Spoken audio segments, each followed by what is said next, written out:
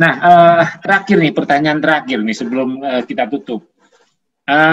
Sekarang situasi pandemik nih, apa harapan ke depan sebagai seorang dosen untuk pesan-pesan anak didik yang sekarang? Karena sekarang juga sebetulnya kan banyak berguguran ya dalam masa pandemik ini. Tentu mungkin juga sedikit mengurangi untuk peminatan kepada perawatan terutama ya.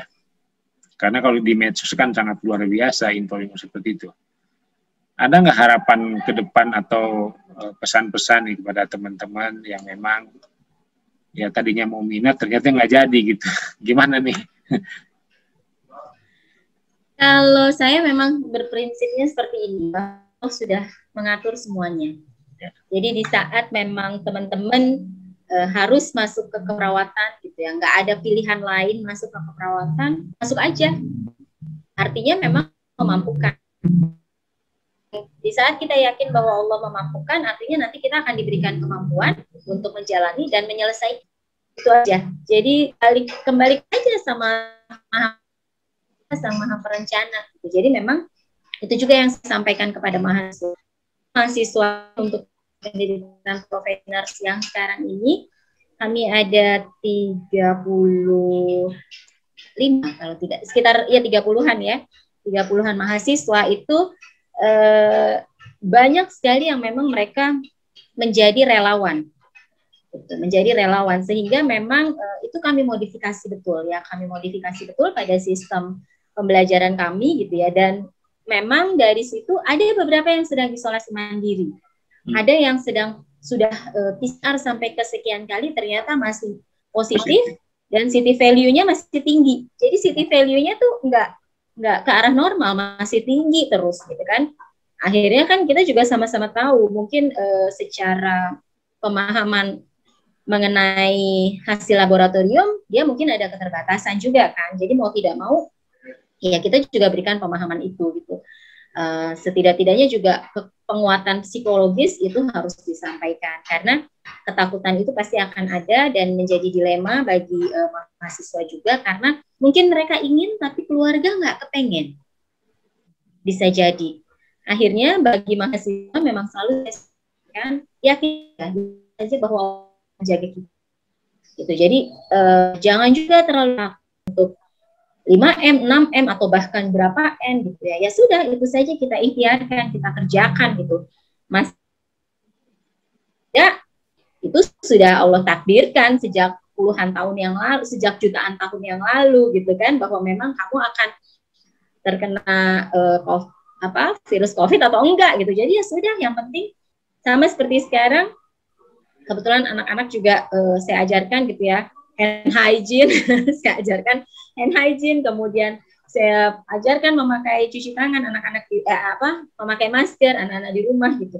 Akhirnya mereka juga sudah mulai menjadi sebuah kebiasaan gitu, bahwa begitu mereka mau keluar yang mereka cari pertama kali adalah masker.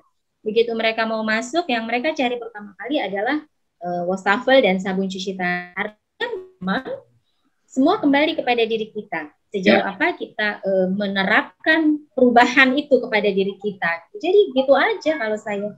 Kita tahu bagaimana memakai hazmat, membuka hazmat, ya sudah kerjakan itu masalah yang sesuai prinsip gitu. Masalah nanti terkena atau tidak, sudah ada Allah Sang Maha Perencana. Ya, lalu alam ya. Ya, betul sekali. Jadi, yang penting usaha yang sudah kita lakukan adalah usaha maksimal ya seperti itu. Betul. Ya. Betul. Oke, Mbak Tri ini luar biasa nih inspiratif pada malam hari ini. Terima kasih.